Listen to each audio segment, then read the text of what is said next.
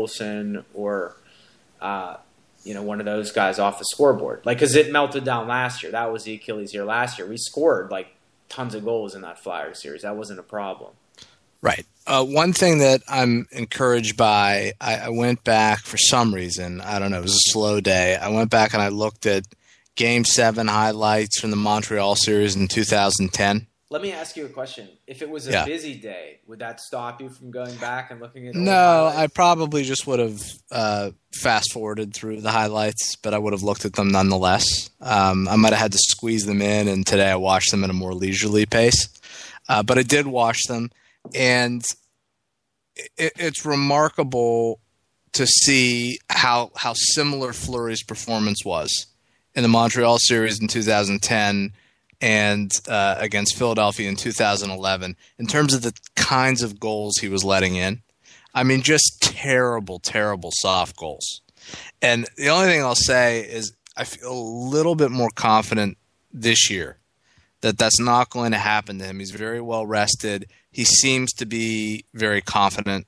I know that he's still giving up goals late in periods, like tonight, for example, but that's really not so much on him. I mean, the defense just fell apart, and sort of relaxed late in the game. He's not letting in these seeing eye goals like he did against Philly and Montreal, which is not to say that might not happen at some point, but I'm more comfortable this year with his game. He's mastered the art of giving up the demoralizing goal. Yeah. Like, nobody gives up goals that are more poorly timed than Fleury.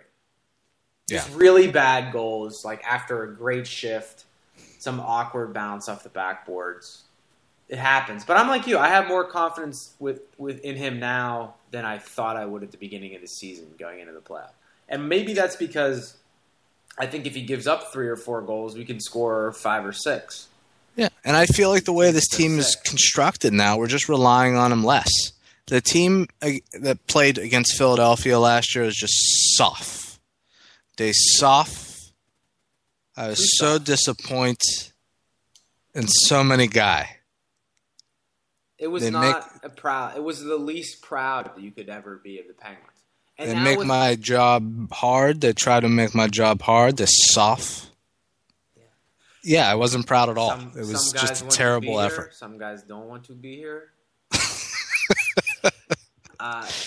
It just wasn't proud. They didn't make you proud. You were like ashamed at the end of that series. But maybe Morrow and Iginla and those guys helped to correct that issue this year. I mean, my God, just look in Brendan Morrow's eyes. How could you dare let down for a minute? Look at that man. What an acquisition. Already a legend. Already legendary. I wanted to talk to you about something. I didn't discuss this with you beforehand that I'd want to bring this up, but we sort of talked about it online today, and it's a very relevant topic, so I think it might be something that people find interesting. There was a lot of, and we can tie it into sports. I have a good sports tie-in for it later, but there was a lot of drama going down today because CNN had falsely reported that an arrest had been made in the Boston Marathon bombings. Right. And I took a little bit of a position that, as embarrassing as it is for CNN to get it wrong, I think that once you venture into this Twitter world and the 24-hour cable news world, you're not looking for immediate accuracy. You're just looking for immediacy. You want information right away. And so a lot of the information that you get is not going to be vetted information. And you go ahead, because I know you thought a little bit differently, but I don't actually think we're that far apart on this. Well, I see what you're saying. I just don't think that the distinction between the so-called Twitter universe and everything else is as clean as maybe your position would make it seem. For example, does the internet count? Because if you went to CNN.com, you saw a big headline saying "suspect arrested." So, what exactly are you pointing to and saying you can't rely on that, nor should you expect to rely on that? Well, I think the website issue is a bad thing for sure. And it's not, I'm not excusing it, but just to explain it, it's like you have reporters who are out there tweeting stuff and getting things from sources, and like they have to send it to somebody to put on the internet, and the whole goal is to be immediate, and we demand immediate information. Like if a site isn't updated right away, then we're upset with it. So you put a breaking news banner on the top, but you don't update the main story yet, then you set yourself up to look embarrassed. And like maybe they need to slow down a little bit. I would agree with that.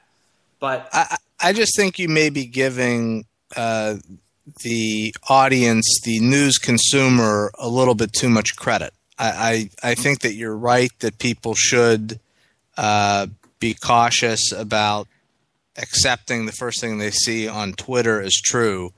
But CNN, it's just textbook. You know, you have to, if you haven't confirmed something officially, then you really need to emphasize that. And I think that was their mistake.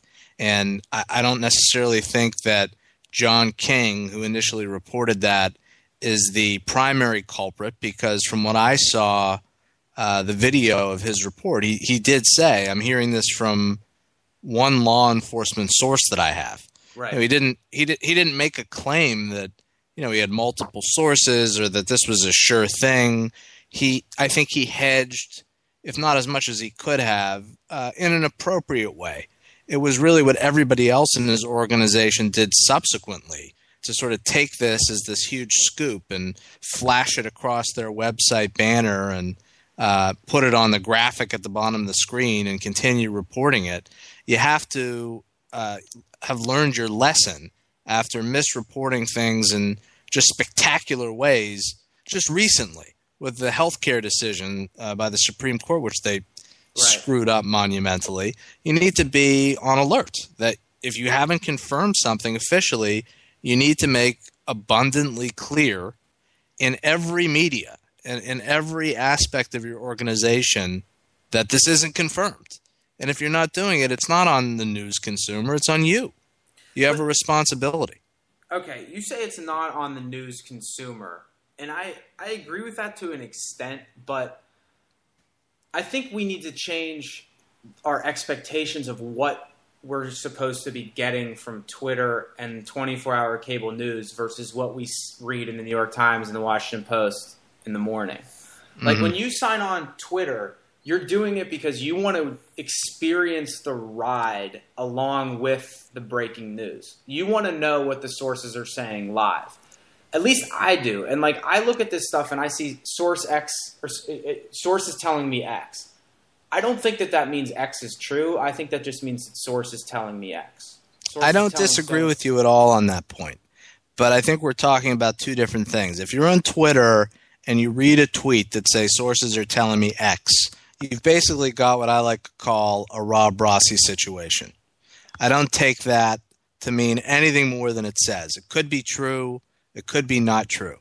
But as soon as you put on your website a headline that says a suspect is arrested, then that crosses a line to, you know, granted it's much more immediate than a newspaper headline, but you are publishing something as fact. And you're not hedging in any way in that headline. I think buried in the story, it said that they got this from a single law enforcement source. But that's entirely misleading as a headline. I think it's irresponsible. No, it is irresponsible. I agree with that, but I don't think our expectation based, and whether this is right or wrong is different, but I don't think our expectation at this point, based on the last 15 years explosion of cable news and the last 5 or 6 years explosion of Twitter, should be that everything that comes up as breaking news is verified. And maybe I'm letting them off the hook too easily by kind of giving them a built-in excuse, which is that I don't ever believe you. But I don't go to CNN and see breaking news and think that it's necessarily true. I honestly still find a newspaper to be the best place for news. And this is a perfect story, this whole Boston Marathon thing, where the newspaper is the best way to get your information. if you're relying on Twitter and like trying to keep score between which account says what and who does another thing, you're missing the story. You're focusing on the media instead of the story.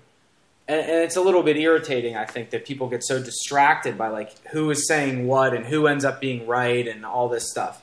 When I think that the whole point is like Twitter is sort of an immediate access into what's going on in the reporter's world. So you have like, if Woodward and Bernstein were tweeting out everything they heard as they heard it, right, you'd be like, wow, these guys screwed up a bunch of stuff. But they have a deadline at 11 o'clock at night. They go home and they write up a story and they have to get two sources and they verify everything. And then they come out looking like geniuses because it's only fact that ends up getting put in the paper. So maybe the answer is just like more open hedging rather than trying to grab headlines. You know, your point is well taken. And I think that at the end of the day, if like CNN, you keep doing this, you're going to get a reputation as a news outlet that does this. And people are not going to give you as much credibility, but you wonder, you know, about a guy like Pete Williams at NBC, who was the one holdout who was not reporting this, that there had been an arrest, that was insisting that no arrest had been made. You know, if we take the approach that we're just going to, you know, live with the fact that these people are just sort of off the cuff reporting what they're hearing, what does that mean for a guy like Pete Williams, who actually does the right thing and doesn't report something that doesn't know to be true? Does that mean that we don't value that anymore? But why do you think so many people got it wrong? Like, because it wasn't just CNN. Like, AP had it and Fox News had it and CNBC, not CNBC, but some other thing, C-SPAN or something like that had it. I didn't see how they reported it. I do know that there were certain outlets that were reporting as fact that a suspect had been arrested based on the CNN report, or they were citing the CNN report. Well, see, that I don't reporting like. it as fact. And I think that's irresponsible. I think you have to have your own sort of absolutely, absolutely. That's wrong. Like if AP's because AP had something that they were bringing a suspect to the federal courthouse. He was on the way to the courthouse, and then everybody starts running over to the courthouse to see who the suspect is. Yeah, where are they getting that information? Like, I guess I don't blame them for reporting live what their sources are telling us. I think if they do that and just say, like, I've heard from a source X. Yeah. The problem is that they need to reevaluate who their sources are if they're getting bad information. Yeah. Not that they're doing it live. I was not impressed by the way all of that unfolded, but I do take your point. I think that, you know, it's fine on Twitter if you see somebody just saying a source told me this. I don't have a problem with people reporting that as long as there's full hedging and full disclosure.